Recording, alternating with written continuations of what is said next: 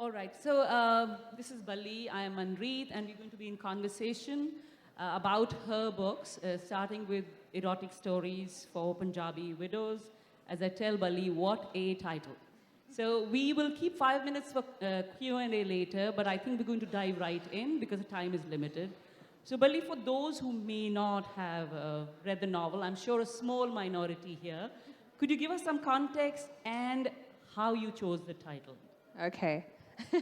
So to start with context, the novel is not actually a collection of erotic short stories specifically aimed towards Punjabi widows. I get this a lot. I get people saying, why did you write such a specific book?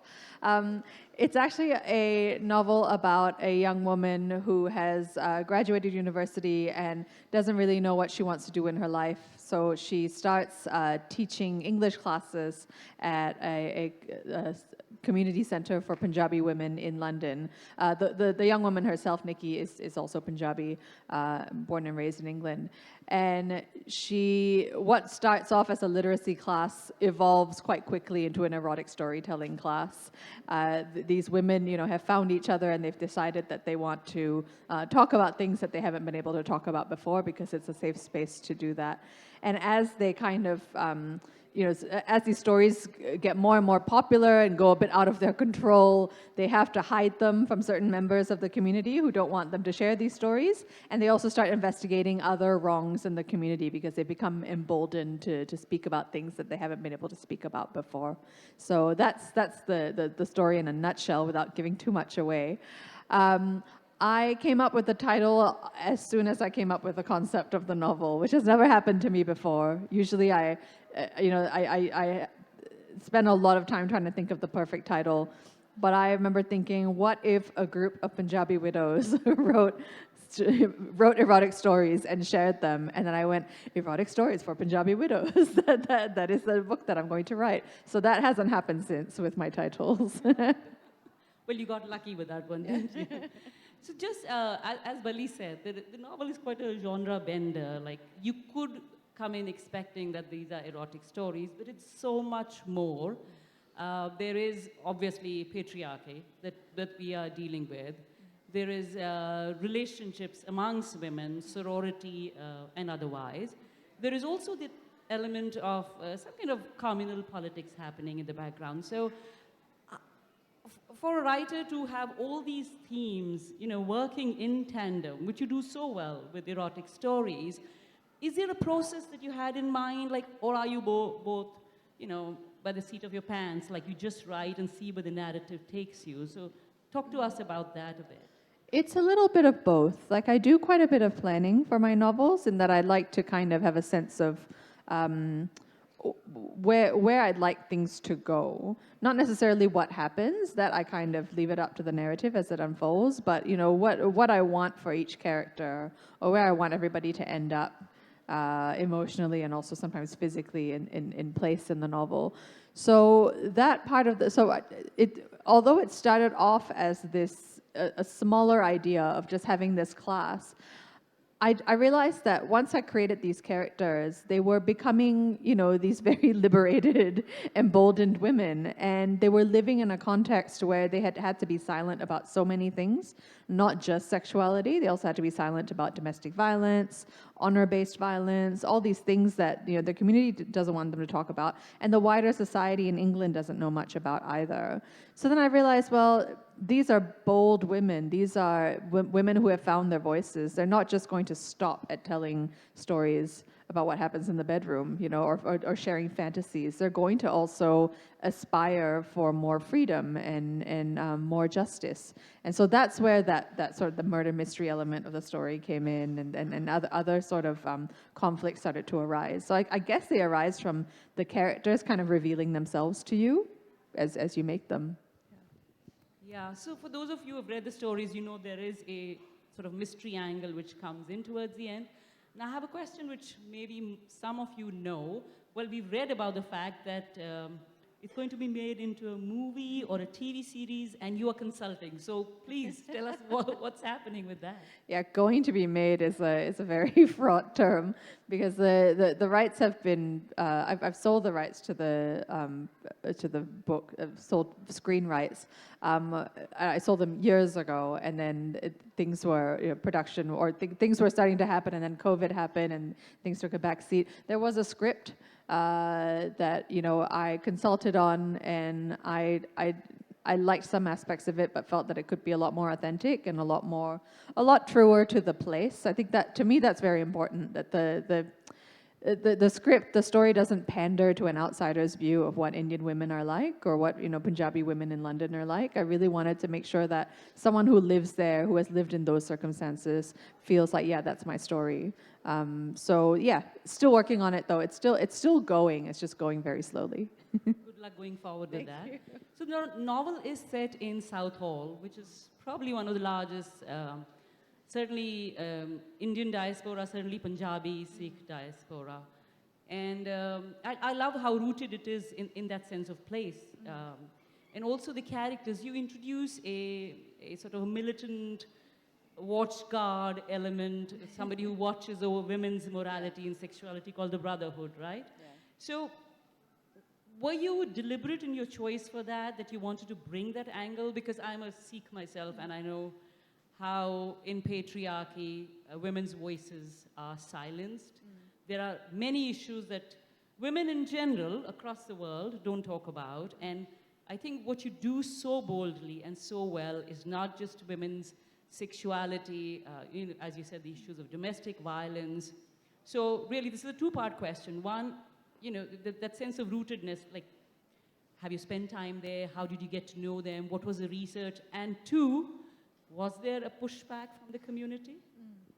So to answer the first question, I wanted to write about Southall from the first day I set foot in that place. And the first time I set foot there was actually when I was 11 years old. So I wouldn't say I thought, I'm going to write about this one day, but it made a huge impression on me because it was a home away from home in that sense that it was so Punjabi, but it was in England.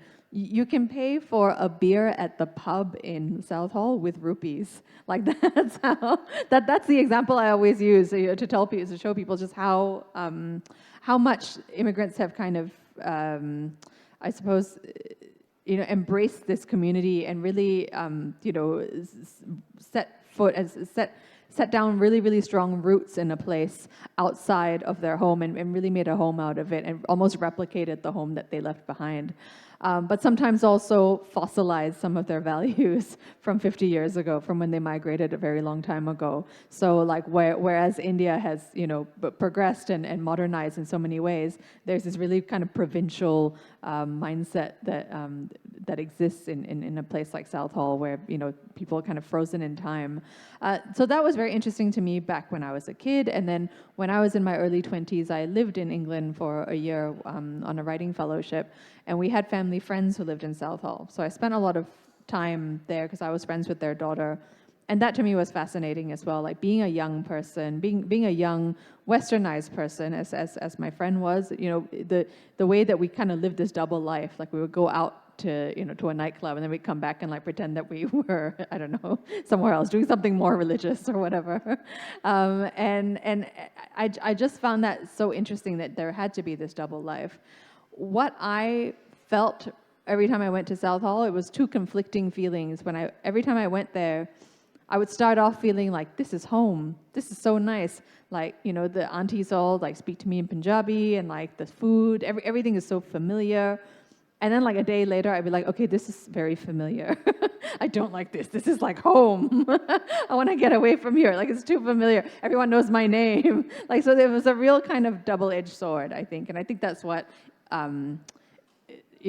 small close-knit communities are. They tend to be very, they tend to be so supportive and so unifying in one way, but then if you fall outside the lines, they can actually be, quite stifling. Yeah. Oh, as far as, and you're asking about pushback, right? No, actually, surprisingly. I've heard, I haven't had any sort of direct, I've had one or two people sort of send me messages saying that they wouldn't read the book. but usually it puzzles me that someone would say that without actually having read the book. So people make up their minds about what the book is about, and they say, I'm not reading this book because it's disgraceful to Punjabi women, which is kind of the point of the book. The whole point of the book is that it shouldn't be disgraceful for elderly women, any women, to be talking about sexuality and to be talking about what they want. Yeah. I guess those people were probably men who had read the book and had wanted you to know that. I remember when I was in England the first time, and we were not planning to go, but on a train we passed Southall. And I remember a frisson of excitement because I saw it in the Gurmukhi, in the Punjabi script, saying South Hall. And my husband, who's a Kannadiga, was like, look, your pinda's arrived. You know? So, moving on from erotic stories, because Balli has written a total of 5 books, and I think 2 after that, or 3? 2 after that, yeah. So the Unlikely Adventures of the Shared Girl Sisters, which is a book I read and really loved, is like a road journey, but women, and they are sisters, and they're going to Amritsar, and it's all about, you know, how when we've grown up as siblings, we feel we know each other, but then you grow up, you grow apart, you become individuals. And then you have to choose, do you still want to be friends or not? Are you friends? And there's a series of revelations that happens. So, very exciting book. Please pick it up if you haven't read it. And my question is, you do explore the theme of female friendships, of sorority, or, you know, the tensions that exist amongst women. So is that that's also something you explore in your latest book. Yeah. Is that a theme that is a preoccupation? Are you very aware of it, or does it sort of creep up in your narrative? Tell us a bit about that. Yeah, I think I just like to explore the conversations that women have with each other, the way in which we build each other up, but then the ways in which also there are women who feel that they need to do the work, do the bidding of the patriarchy sometimes. I find that really interesting, that it's, you know, when we talk about patriarchal societies, we often think of the men scolding the women and you know, making them stay in line. But it's actually usually a woman who's appointed somehow by the man, or a woman who appoints herself as being the person who does the bidding, like the mother-in-law, or, you know, that there's usually that sort of figure who polices the women. And it's very beneficial for the men because they don't actually have to do anything, do they? And the women fall in line. So to me, I think that's really interesting. And I'm very fascinated by sisterhood, whether it's by choice, you know, sisterhood in terms of the friendships that we have, or actual siblings, sisters. The things that sisters can do to each other and get away with is amazing. I don't have a sister, so I don't relate to it on a personal level, which is why maybe I try to explore it on an imaginative level. But when a lot of my good friends have sisters who are close in age to them, and when they tell me the things that they said, the honesty, the honest things that they said, or the fights that they've had, I just think, gosh, are you ever going to speak to each other again? Or like, how will she forgive you? And they're like, oh no, I'm meeting her for dinner later. It's a non-issue. There's such elasticity, I think, to that relationship, which really fascinates me, and which is something that I'd like to see. I'd like to kind of replicate in my exploration of friendships as well. Yeah. So picking up on that, you know, what you said about women, I like to say women are the foot soldiers of patriarchy. You know, they're not the emperors, they're not the kings, they're not the decision makers, but they do carry out, they implement the rules of patriarchy in a sense, unfortunately. So in erotic stories, for instance, you have 2 very interesting Punjabi widows. I'm sorry, I may not, one is Talvinder, the other is Tarampal. And the other one who's... Yes. Yeah. So there are these 2 characters, and they are... One is, in a sense, broadly, a more sympathetic character. And the other one is very much the foot soldier of patriarchy. And as the novel evolves, you do get the interiority. You do begin to understand them better. So did you set them up as contrasting figures to sort of explore the depth and the breadth of what women within patriarchy are? How do they negotiate those spaces? And tell us a bit more about it, so people who are not aware of the narrative can, you know, buy into it. So With the cast of Punjabi widows, I wanted to make sure that they weren't a monolith. That's the last thing you want to do, right? If you're trying to shed light on, the individuality of women, you don't want to then, cast them all as the same type of woman. So I wanted to have different women sort of representing. I wouldn't say representing because that makes it sound like they're kind of.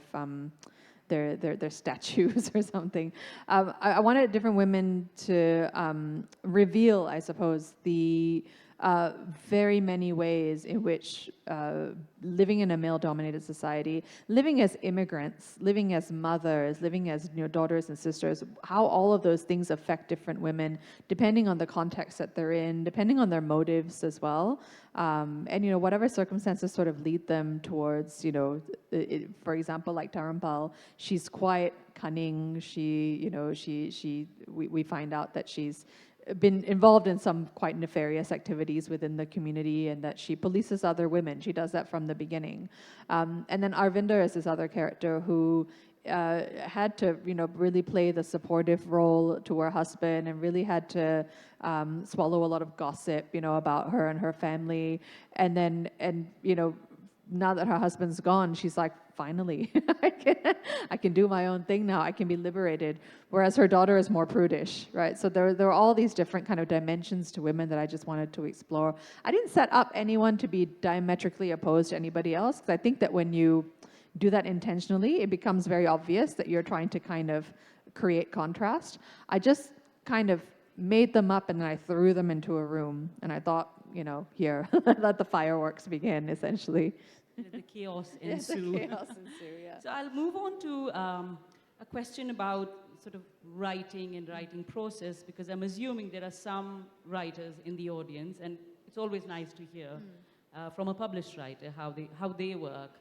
And my question is really, since you have spent time, in a sense, away from Punjab, India, the question of authenticity and authentic representation is obviously important to you. But you're also looking to get published. The largest English language market is the US, UK, and then comes India. So you also want to get published. And there is a almost like a high tension wire that you have to navigate, because if you're too authentic, you can't get classified. It's so too ghettoized, and we don't want to go there. My audience, which is like my white audience, won't get it.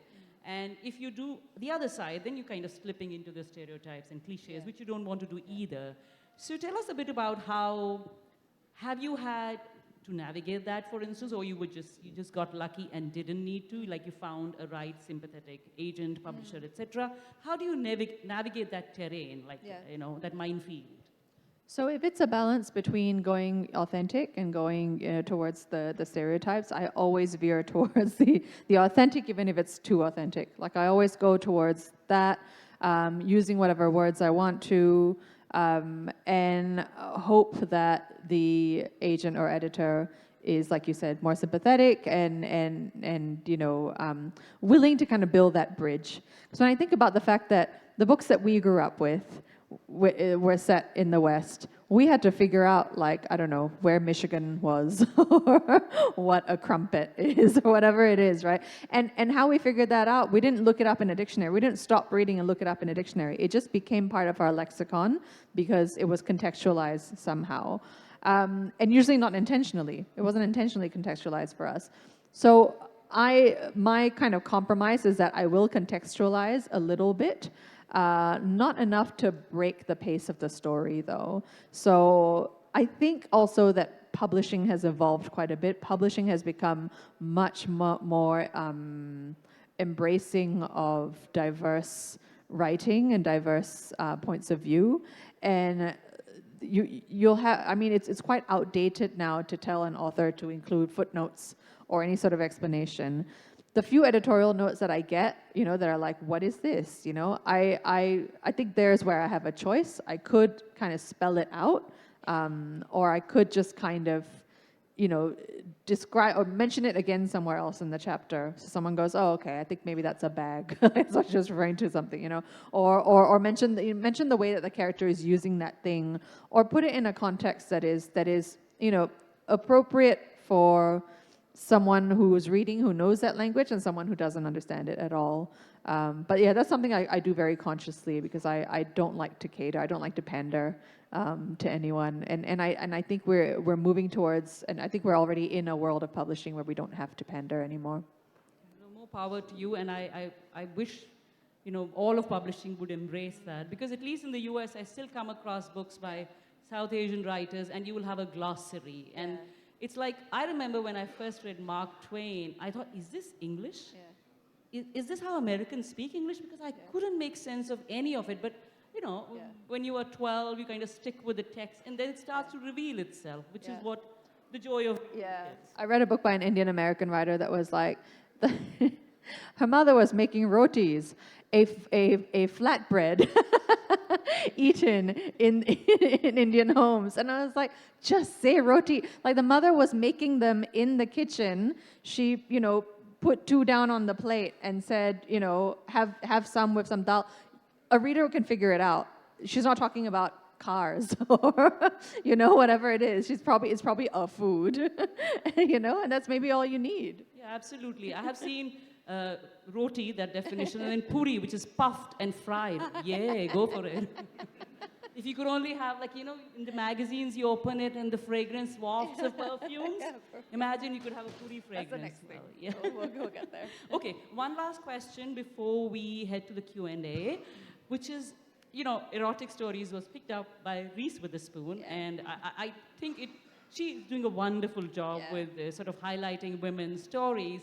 So just tell us how the experience was, and if you gained anything from that interaction. How did that go? It was really surreal, and I still can't square the fact that Reese Witherspoon, the movie star, read my book. Like, when I see her on TV, I'm like, it must be a different Reese Witherspoon. My publishers informed me about that in, I think it was early 2018, and it completely changed the trajectory of that book's journey. It's like I said before. I said it kind of tongue in cheek that it sounds like it's about a very specific thing, but it is. Like, it's about not just Indian women. It's about Punjabi women, Punjabi elderly women living in London writing erotic stories. You would think that that's like such a specific thing that it would only have a very specific audience, possibly among South Asians in the UK. The book was simultaneously published in the UK and the US. And in the US, I think it was a book that, piqued some interest. But Reese Witherspoon, being a very mainstream white actress, holding it up and saying, you guys should read this book, that just kind of, shoved it into the mainstream in a way that no marketing campaign could have done, and it just, there was a thrill in just hearing Reese Witherspoon pronounce my name correctly, which she did so well. She went Balli, Kaur, Jaswal. I was like, whoa, Reese Witherspoon, good job. And she's, and the fact that she was saying, you should read the stories about these women, and that she was so immersed in that world and such a champion for it. So because of that, I actually have quite a big US readership now, which was, more or less entirely created by Reese Witherspoon. So it's very lucky. Yeah, it became such a big book club sort of book, and that's the way to success in any case in terms of sales. And so all writers need a Reese in their lives. So we shall open it for audience questions. Okay,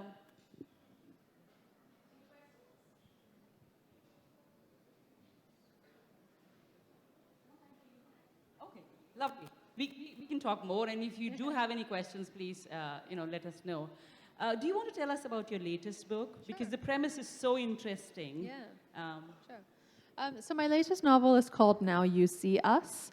It's about 3 Filipina domestic workers in Singapore who sort of band together to prove the innocence of another domestic worker who's been accused of murder.